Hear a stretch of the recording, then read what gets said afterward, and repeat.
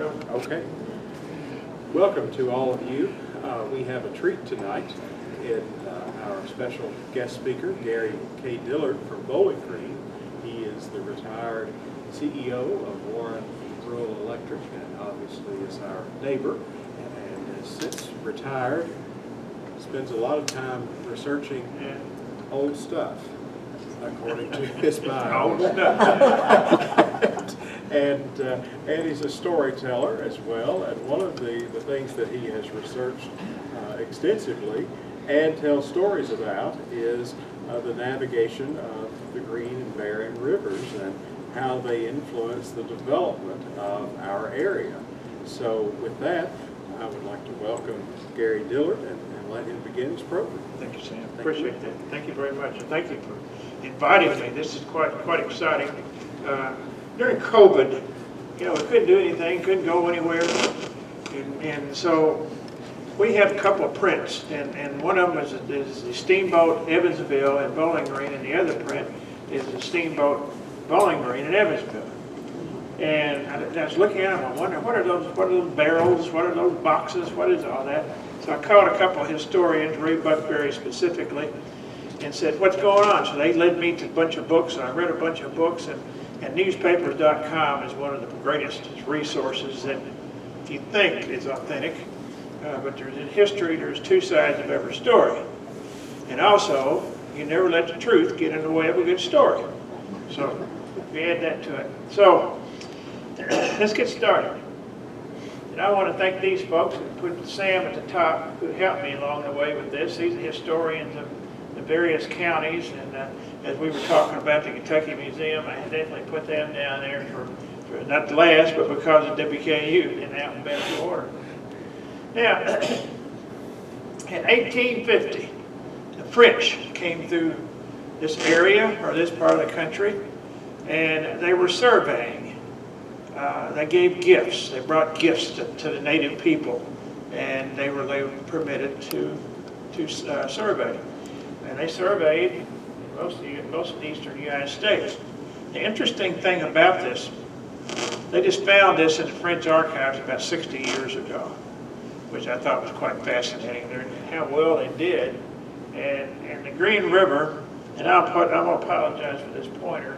That's how it ended up. At the Green River, there's the Ohio River there. This is the Green River right here. Back then it was known as Buffalo River. That's what the Indians called it, the Buffalo River. But I thought fascinating. A fellow from Edmonson County gave me this. All that detail in the 1750s. Green River country. It runs from all the way over here. Quit altogether. It runs all the way from over here in Lincoln County, where the head of it, and there's the Ohio River right there. Almost 400 miles of river. Almost 400 miles. So it drains. You can see the area, the large area that it drains. All of our neck of the woods, you might say. And these, of course, the counties that are involved in it, Casey, Lincoln, Casey, all the way. So a large part of Kentucky is influenced by the Green River. In the early days of transportation on these rivers, they had two times of the year. They called it the rise, the river rise. And back then, in the late 1700s, it was known as the fall or early winter rise and the late spring, early spring, late winter rise. That's two times a year that they take the flatboats of goods and they head to New Orleans. Sometimes a 6-month trip. They're lucky to make it back a lot of times up Natchez Trail for the thieves and the murderers, and difficult to get back. And they sold their boats for wood down there in New Orleans and tried to make their way home. About halfway between, maybe not hardly halfway, but between here and Bowling Green, there was once a town that was established in 1785, Martinsville. A fellow named Hutton Martin. He was the first MD that we know of in the area. He came in with Daniel Boone earlier and others, and he established his town on the river. Now, this a fellow from Smith's Grove in 1901 put this together, and that we cannot find anything else about Martinsville other than that. And what I did, I tried to take this map, and I laid it over a topo map, or I didn't lay it over, I laid it beside a topo map, and I tried to recreate this city. You know, here's the thing about it. In 1800, they had 600 people, inhabitants.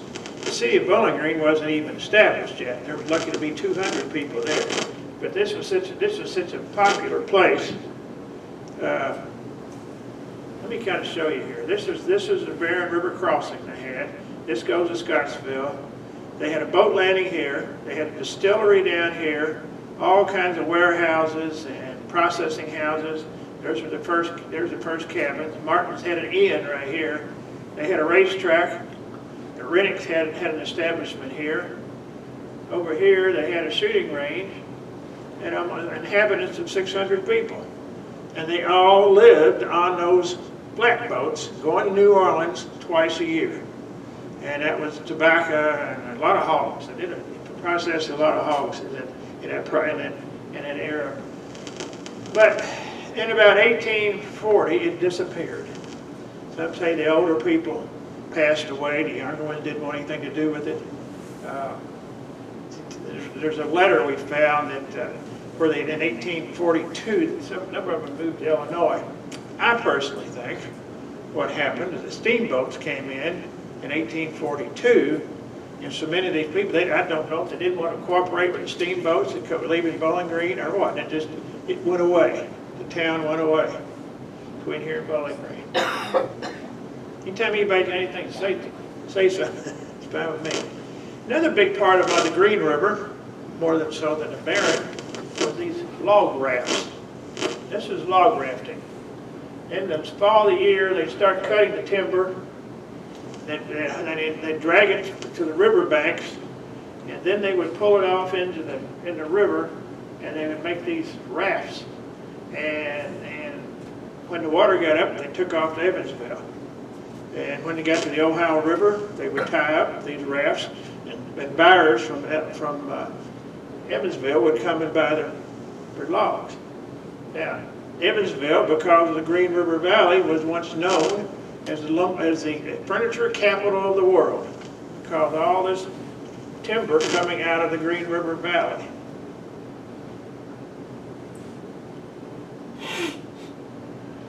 In 1828, the first canal system was developed in the United States. It was the Erie Canal. It's 350 miles long, and it had 36 locks and dams in it, and it had an elevation of sea level to 500 feet above sea level and went back down. Now, engineering on that is just unbelievable how they pulled that off. So, as a result of that, there was a fellow in Bowling Green, James Rumsey Skiles. He was born in West Virginia. His parents moved here in 1804. He studied law in Nashville. He married a judge's daughter, but he's really a facilitator. His dad owned a store at the Three Springs community, they called it, a mercantile store. And the problem was that other than summertime, it was very difficult to get your products in. The roads were mud. So they said it'd take 3 or 4 days to get your products out of Nashville. So he wanted to do something different. His grandfather was James Rumsey, who in the 1700s invented a steamboat on the Potomac River that he talked to President Washington about. Then you had to get your patents. You had to go to Europe to get a patent, and the fellow had a stroke and died before he got to prove it to get a patent. So it's later 30 years before anybody did anything with it. He built they called Portage Railroad from the river in Bowling Green to downtown Bowling Green before the rock locks and dams. Anyway, he got so involved in it. He was a state legislator. He got so involved in it, he went up to Pennsylvania and New York and studied it, met the engineers, studied all of it, and said, we're going to build our own system of locks and dams on the Green and Barren River. So then he built a house called Kinloch. It still stands down on the river in Bowling Green. It hasn't been taken care of in a number of years, but it's a beautiful, beautiful home. So he studied all this, he got involved in all this, and let me just show you what a locking dam is. This is a dam to hold the water back, of course. This is a locking system. You have two chambers in here. The boat comes down, goes in this upper chamber, and then it closes the gate, and the water goes out, and it gets on the same level, goes out, goes on down, and do the same thing in reverse coming back. The water level here, this is down Calhoun. That was 9 feet. That water's 9 feet that they can move a boat back and forth. In the early days, it wasn't but 5 feet. But that gives you an idea what the concept of transportation on these rivers were. So he went to the state legislature in 1833 and convinced the state legislature, this is what we need, and I can supervise it, I can get it done, and you can depend on me, just give me a salary and I'll do it. Well, the issue he ran into in Frankfort was he had all these central Kentucky influences. They said, hey, what about the Kentucky River? Why can't we have us on the Kentucky River first? Well, so it became a contest in the state legislature. He was able to win out. So, be able to navigate 180 miles, that's from Bowling Green to the Ohio River. That's what he was after. The legislature finally approved money to build it. It wasn't near enough, but he kept on going. So as a result, there were 5 locks and dams built, one close to the Ohio River, one in Calhoun, one in Rochester, one in Woodbury, Butler County, and one in Warren County. So, and looking at this, like, so here's the first one. That's number 1 at Spotsville. You see how, and number 2, Calhoun, and Rochester with Cromwell, Paradise. There's Rochester right there, and this is Woodbury. Now, that was started off as state operated. The problem was that it wasn't really operated maybe efficiently as it should have been. Here's the one at Bowling Green, or not Bowling Green, but at Greencastle, north of Bowling Green. There was not any concrete back in the 1830s or 40s, so they had to use stone. They had to use stone to stack in the corners to hold up everything. Everything else is made out of wood. You see a lot of wood in there. And that's what we had. We had a lot of wood. And it was difficult to move these stones unless it was in the summertime. The oxen would bog down. You see this boat is coming in here, this steamboat's coming in.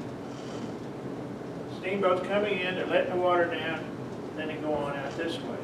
That's Bowling Green looking back this direction toward Bowling Green. Now, there were 2 basic type of steamboats back then. This is a Bowling Green. This was the second Bowling Green that was built in Jeffersonville, Indiana, about 1906. And here, you had the lower portion here. This is where to put the livestock and the freight and all that. Then these were the state rooms. There were 22 state rooms.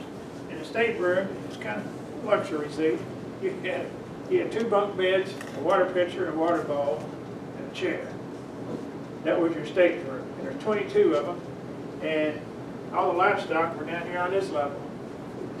And so this was kind of like a cruise line, you know, for us right here. And then that was your state room. This is reserved for the staff of the boats, and this is the pilot house up here. That boat is about 120 feet long, it's 35 feet wide, and it would in the water. It would set in the water about 5 feet. So, and over here we have a towboat or tugboat and pushing barges.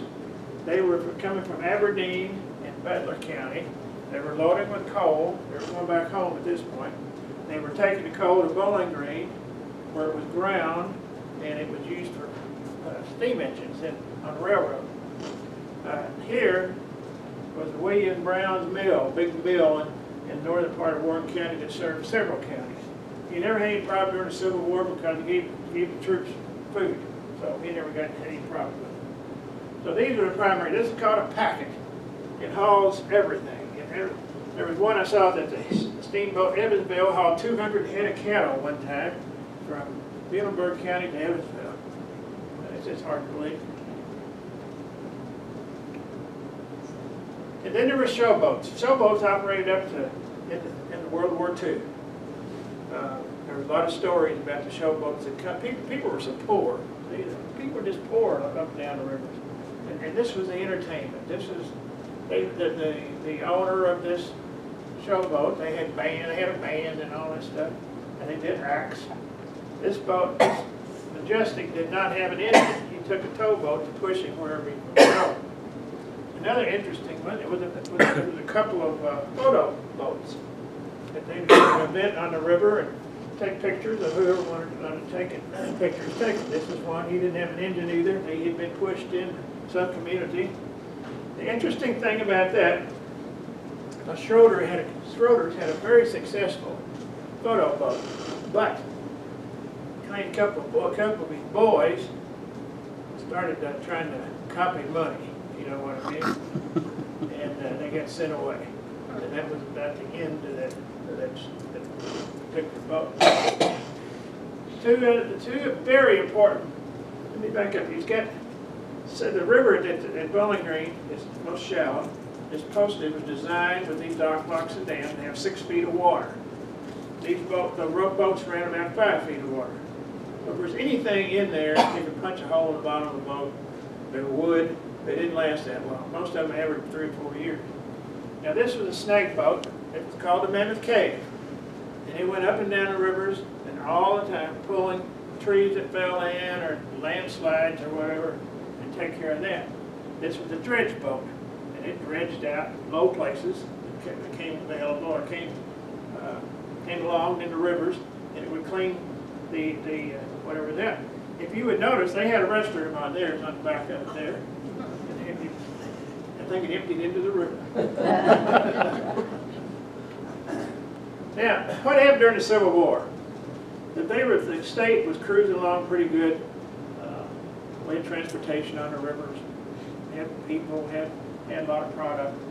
And then in 1861, September 1861, is when Grant took Paducah, and then the Confederates said, "Hey, we got to get moving north." So General Buckner, came into Bowling Green from Clarksville on a train. He rode a train. He had all his troops. He had about 4,000 troops, we understand, and they rode horses in, and he came with a train.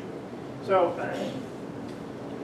what they were concerned about was the Union Army coming in the Green River, since they'd taken Paducah, come into Green River and come down and take more control of the Green River Valley.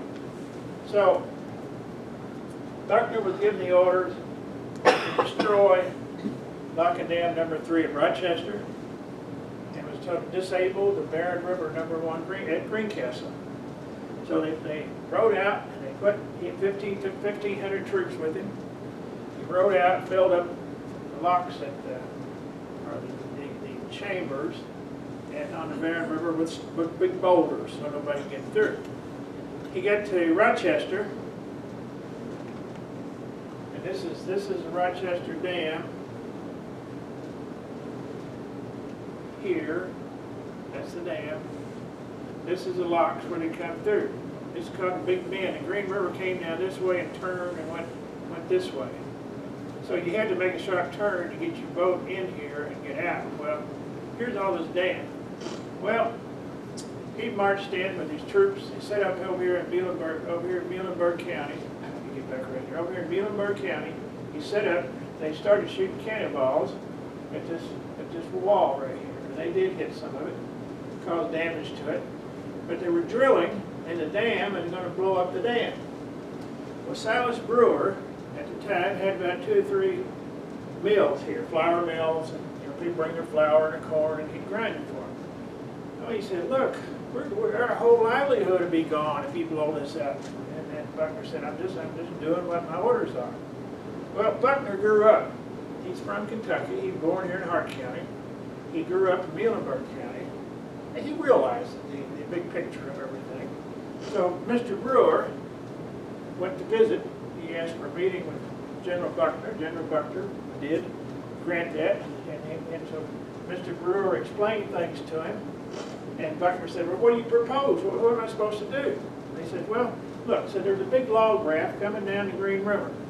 Said, you put that log raft there right down in that channel there and close the gate. And said, you can't operate it, but you don't destroy it either. And said, if the Union Army comes in with their boats, you can open that gate and crush their boats, crush their steamboats. Oh, well, General thought that was a good idea. He said, all right, we'll do that. So they did, and that saved, because people communicated with him, it saved that locking down in all that country. Now, you asked about this big boat right here. In June 1965, the city of Louisville decided to bring the Belle of Louisville down for an excursion and a publicity thing. There were 1,100 people on that boat that day. And of course, I think I've noted earlier, the federal government, well, before the state never did really want to do anything in Rochester. I don't know why. They didn't work on at Woodbury. They didn't work on the others. They completely redid the ones at number 1 and number 2 that you get to Belle Louisville in, as far as it would be able to go. So I use that as an illustration of what Buckner did, and then and it's saved that whole area actually. Now, a little bit of history of the management of it. After the Civil War, everything was a mess. They opened it all back up, the system, the navigation system, but it was damaged. There were problems with it, and the state just didn't want to operate. So the state turned over the operation of the navigation of the Green and Barren Rivers to this company called the Green Barren River Navigation Company. They were a bunch of businessmen, mostly from Bowling Green, and they had their own boats, and it got so that there was a monopoly. They didn't charge their own boats, of course, with a fee to get through, and they put higher fees on other people. Well, Union Army general named Don Carlos Buell, he had gotten, after the war, he'd gotten into some coal mining in Muhlenberg County. And he couldn't stay in the business because the people running the system were charging so much. So he went to Frankfurt, tried to get something done. He couldn't get anything done in Frankfurt. So he said, well, I'm going to Washington. So he went to Washington and raised enough heck that in 1888, the federal government took control of the Green and Barren River navigation. And Grover Cleveland signed that in 1888. It took 2 years for a fellow named William Luther Seibert. He was a young engineer with the Corps of Engineers. It took him 2 years to get everything cleaned up and get it open again. And it was a relief for everybody. After that, there were some 100 steamboats operating up and down the Green and Barren Rivers after that. Which everybody, this is a great day that the federal government took it over. Oh, another coincidental thing about that was that Buckner, General Buckner, he did damage that wall and that lock that really never got repaired. He was the governor of Kentucky in 1887 to 1888 to 1891, the same period of time that they gave it to the federal government. So he had to address the issue with the damage to the locks and dams with the federal government to get them to take it over. Now, along the way, what else influenced? Richard Williams was from Evansville. He's an old country boy from Indiana to start with. He built his own boat. He had a big family. They had a big family that got involved and ran the boat, and he was known to be fair. So he was a character. He was an influencer on the rivers, and everybody liked, and everything worked well. This is after everything got opened back up. This is a family. This is the whole family on the. This is called I guess you call it the parlor or the main room inside the stateroom of this steamboat. So they were all together. Well, he ran into a fellow named Lee Howe. Lee Howe was from Evansville, he was noted to be an agent for the L&N Railroad, but not officially. And the railroads wanted to control everything. So Mr. Howe and the Williamses went to church together. So after church one day, Mr. Howe approached Mr. Williams and said, how about let's merge? Let's have a merger. He said, we got 2 new boats here. And said, you've got a good boat. Said, you put your boat up as collateral, we'll form a partnership. And so they talked about it and said, all right, let's do that. And I guess Mr. Williams was smart enough to know that the railroad was behind this, that actually the president of the L&N Railroad, his name was Milton Smith, he nominated most everything. And he told Mr. Howe, he says, you work for me, not anybody else, you work for me. So he got a $1,000 a month check back in the 1800s to work for the railroad, because the railroad needed cross ties. And the Green River Valley had all kinds of trees to make cross ties out of. So he wanted in on that business, and it just common sense. This is one of the most, one of the main things that occur positive on the navigation on the rivers. Now we talk about Mr. Williams. This is his youngest daughter. He had 8 kids. This is his youngest daughter named Ada Mae. Ada Mae married a young fella from Woodbury, and his name was Jet Hines, H-I-N-E-S. And so he'd been a pilot for him and a captain. He ended up being the county clerk there for like 30 years in Butler County. And they had 4 boys. This is 3 of them. This is James R. Hines, and this is his brother. Can't think of his name right now. But the 2 of them, they grew up, became lawyers, and started James R. Hines Barge Company. If you've never heard of them, they're big. They're still big to this day. But with this collaboration here between the Williams family and the railroad, and this is Bill. This is her oldest brother. He was fit. He said he was doing all right with that. He had his derby hat, all dressed up, so he was doing all right on the family on the river. But when the Williams family first started, it's quite difficult. But those 2 boys in the front, this one he never got into the boating business, and the other brother he became a captain on the boats, and that's what he wanted to do. Now, this is 1900. 1900 at the dock in Bowling Green. Things were going strong. There was a power plant back here, the electric power plant. This was an ice plant. Here's a steamboat here. Here's a steamboat here. These are all warehouses back here. And this is all came from the Evansville Bowling Green Packet Company. The Hineses and the Williams and the railroad, you might say. This is an excursion boat for the cruiser. It must have been a gentleman's day. Out on the river. It's 1900. Bowling Green had a population of 11,000 at that time. Woodbury was a district office for the Corps of Engineers. And these are those snag boats and dredge boats that I was talking about. They were there. If you've ever been, I'm going to get that here in a minute. But Woodbury was very good. Roger Gibbons just wrote a book, just published a book on Woodbury. Quite interesting how that old town, because of the river, and with the lock and dam there, not successful. That was downtown Woodbury back, I don't know, I don't know if it was 1900 or not, but you did see they had telephone. They didn't have any electricity, but that was telephone. Kind of interesting. Morgantown, this was their. Morgantown did not have a real fancy boat dock, but this is where they came into. Now just look at this. There's a steamboat. There's somebody on a horse. You can see what the difference in size of these things are. There were like 50 communities up and down the rivers when all this was going on. All this success. Fascinating. Rough River by that time had a dam on it. There were 2. I'll get those coming up. This is Evansville. There were boats everywhere. It had become a capital from the Green River Valley of timber coming in and trade and everything that was needed up and down, and then everything was coming out of Green River Valley.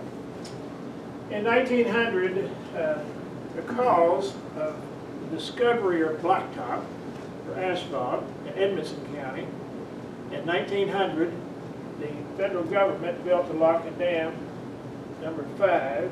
It's just north of Bowling Green, and number 6, which is closer to Mammoth Cave. It's 182 marker, and both of them were much more larger than the original were. But the purpose of them was getting timber and asphalt rock out of Edmonson County. It did Cow Rock asphalt.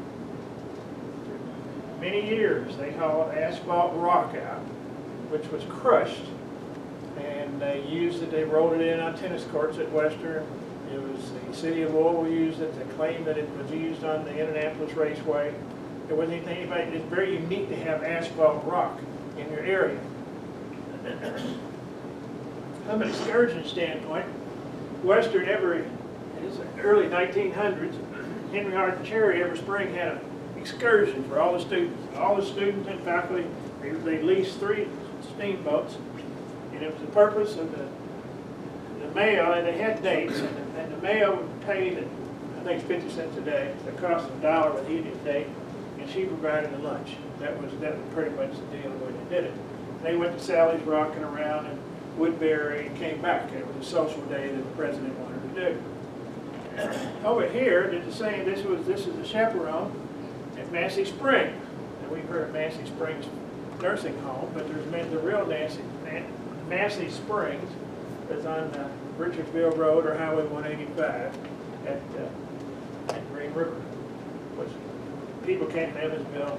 They had springs. And they had a dance hall and a bunch of things. People from Evansville came down and loved that stuff, So that went over quite well. In 1906, when the number 6 Lock and Dam opened, this was a chaperone. It was owned by the same boat company. Went to Mammoth Cave. The thing about it, if you've ever been down to the river at Mammoth Cave, it's not very wide. You can't turn around. And it's quite a ways up to the main entrance. So the first excursion here, they went down, they had to back after they, had their ceremony and everything in the park. They had to back this boat 6 miles up down the river to where they could turn around and turn Hole Bend. Any of you ever been to Turn Hole Bend? It's a campground. I don't know, it's a campground. It's a place on the river that you can see this. Well, the Courier Journal hired Mr. George Dabbs. He was a photographer from Morgantown. He said, we want you on that excursion, and we want you to get some good pictures. So the word is that they got so far back down the river, and they let him off, and he sat up here on the bank, and when he gave the signal, he said, pour the coal to it. So you see all that smoke coming out there, and steam. That was for him to take pictures. I'm told, if the captain ever had that much smoke coming out, he was subject to be fired. The smoke was supposed to be gray and coming out smoothly rather than like that. But that was, he went on and made a painting of this particular picture. But those who did not, later on, those who did not want to walk from the river up to the main entrance of Mammoth Cave, for 50 cents more, he could ride his houseboat to Bowling Green and catch a railroad and go to Caves Park City, and then he'd catch a train from Park City to. You know how Park City got its name? It's park. It's in the state of the federal park. Before that, it was called Three Forks. And Three Forks, of course, Mr. Bell, he owned most everything around there. He donated land for Glasgow. The Three Forks, Three Forks in a row. It's not what you think it is. It's one fork to Glasgow, one fork to Lexington, Bardstown and Lexington, and the third one to Bowling Green, on south. It wasn't a Louisville road then, because Louisville wasn't very popular because the dams, falls on the river, the falls on the Ohio River, you had to portage around them to get anywhere. So Louisville wasn't very popular. Lexington, of course, has always been popular.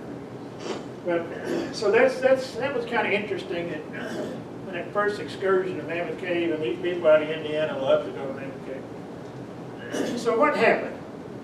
Now we're up in about 1930 or so. Well, the train was definitely moving on then. Cars, the roads were improved. They improved the 31W, for example, in about 1937 after the flood. And then, of course, the cars come along. And the popularity, there was less popularity with the boats unless it was an excursion or something. Well, it really ended all of it on the Green and Barren Rivers in June 1965. This dam, this was a lock that came through there. This dam right here failed. And when it failed, the boats could no longer get through it. The federal government never thought it necessary to put the dam back. So to this day, this is the one I took last summer. There's no, if you get the water high enough, you can take your boat through there. But it's been the same way since then. I know a guy was on a boat. He said the next to last when it came out of there. And I said, they were hauling fuel oil down up the stream. This is, you can't hardly see it, but Barren River runs into the Green River about right here. But that stopped all that. But I was told, there was one thing, you know, the cars and everything taking over the railroads, there was one thing that was interesting that wanted to be done. Everywhere we make concrete, we have to have sand. We don't have sand in our communities. Ohio River at Paducah, I'm told, got all the sand you ever need. So they were trying to work out a deal with the Heinz Barge Company to bring sand in to the local concrete plants. And this went out, and that went, and the federal government didn't figure that was justification. By the way, I'm told that Heinz Barge is thousands of tons of week of sand that they take to Nashville for all that construction. That's business right there. Now, if you've never been to Woodbury, I'd suggest you go on Saturday afternoons in the summer. This is the, when I said they had the district headquarters here, this was the district headquarters for the Corps of Engineers. It's a museum now. It's volunteers have it on Saturday afternoon. This was the home of the superintendent of the river, the Corps of Engineers. Now, from his house, sitting on his porch, you look out over the river like this. Beautiful. It's absolutely beautiful setting up there. Some Saturday afternoon, you're looking for something to do. It's worth the trip. Questions? Yes, sir. Yeah, I've just got a couple of questions. Let's see, one, since Green River starts in Lincoln County, how far up did they do flat boating down the river? Was it all the way up into Lincoln County? I do know that they did in Hart County. Yeah, Hart County. But in Greene County, I understand they did flat boating, but did it go all the way up into Lincoln County? No. You know, Greensburg, it didn't go, from everything I've read, it didn't go up in there. Really? Now, this Alonzo Livermore, who was the chief engineer on the design of this system, he recommended that they put 12 locks and dams in and connect the Green River with the Cumberland River. But people at Frankfurt didn't like that idea. They didn't want to do that. Then also, did you ever hear that General Buckner, now this was later on after, of course, after the Civil War, but that he had his own personal little steamboat built, and that he would ply it up the Green River, up to Glen Lily, his home, when the water was high enough. I don't know whether that's true or not. And after he was governor, from what I read again, and newspapers.com, which they tracked him, he had this, it's about like a 16-foot runabout. That's, if you want to put it that way. And he had some company out of Canada, I think, built a little gasoline engine for it. And so he was leaving Louisville. The boat was built. Jeff Bucklock in Louisville, and he was going to come down the Ohio River, come up the Green, and when the water's right, he was going to take it to Mumfordville. Well, he kept having engine trouble, and the engine finally went out on it, somewhere out in the Ohio River. And the story went on to say that the boat was taken to Mumfordville. So I have not found, I've got to go to Mumfordville, I've got to get to that museum, I've been planning on doing it, I've got to get up there and find out about that. That he probably did. But he had that boat hauled somehow in the late 1800s to Mumfordville. However they did that. That's what this article said. As he went down the river, there's different stories written about it. But it's kind of fascinating. He was a fascinating person anyway. I got an outline on him that I want to develop too. I mean, born in Glen Lily in Hart County and grew up in Muhlenberg County in 1844. Went to military academy at West Point. Then somewhere along the line, he decided he didn't want to be a Union officer, became a Confederate. And, it's just a fascinating story about him and his family. Primarily in Louisville, but he had connections around here. Connections, of course, in Hart County. His father, from what I read, Stickles wrote a book about him. That the family owned about 3,000 acres to start with around Bonneville, called Bacon Creek. And then he went, and then he ended up. That I don't know how big Glen Lily was when it was their estate. The old house burned, and said that he had a swimming pool. He tried to put a water system in. Anyway, I've drifted off on something else. It's fascinating. It's fascinating. Anything about history? Any other discussion? Any other thoughts or things you wonder about? Let me tell you what the most fascinating story I ran across. At Livermore, there was a fellow named Ackerman. He had a tinnery. And what this was, he had a barge or a boat that he had a metal operation on.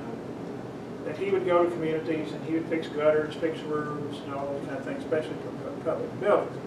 He operated up in this part of the country or up on the rivers here in the summertime. In the wintertime, he'd go down around New Orleans and work. The 1937 flood, he had this boat tied up at Livermore, and the flood, of course, the floods came, and it washed, and the boat floated into town. And here, after the water went down, here's his boat sitting in town. And so I went down there. I couldn't find it, so I went down there. And when you study rivers, like Livermore and Calhoun or downriver, here we had to go up to them. So it's fascinating that everything runs uphill. And, it's hard to understand sometimes. And I went to Livermore. They got a great historical museum there. And what they did, they put logs, or not logs, poles, I guess, poles underneath of this boat, and they pulled it a little bit, and then they put the poles, and they pulled it a little bit, and he and his sister had a vacant lot.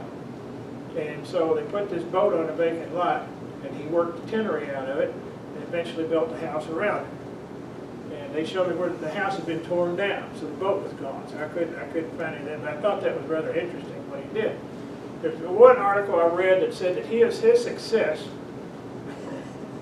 You all know these little cornbread pans that looks like a little ear of corn, little ear of corn in there.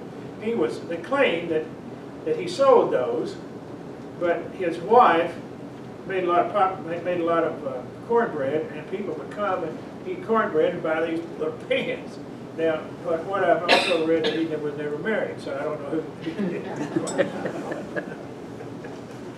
That's kind of fascinating. Anything else? I have a quick question.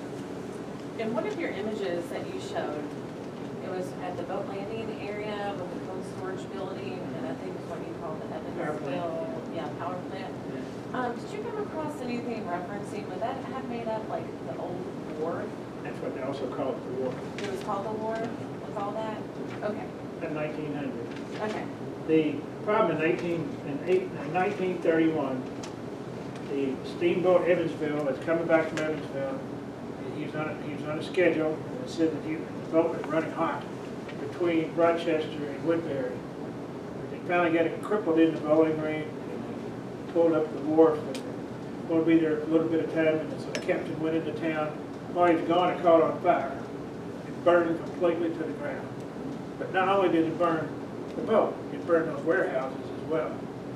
So it pretty much put that part of the operation out of business in 1931, July 1931. Anything else? All right, thank you all. Appreciate it. Thank you, Gary, and thank you all for coming. Just a reminder that next month we will not be here. May is Historic Preservation Month, and this room is being used for another purpose at the time of our usual meeting. So we're going to go and see some historic preservation efforts over on the square in the wells and block buildings that Mike and Ms. Wagner have been restoring. And they're going to give us a behind-the-scenes tour to see the Airbnbs and the apartments they have put up on the upper levels, bakery that's on the street level, and the other side is about to be the site that the movie is going to be filmed. And then there's spaces downstairs, but it's a chance to see those areas from the inside. Most of us haven't been upstairs and seen those beautiful half-round stained glass windows that are up there, and it's a real treat to get to take a look at those. So we'll meet at 6 o'clock as usual, but we'll meet at Sweet Basil Bakery that's in those buildings, and then we'll have a tour with Beth and Mike Wagner to see what all they've done to preserve those things. So hopefully we'll come to that. Thank you all. The museum's open till 8, so it's a good chance to look around.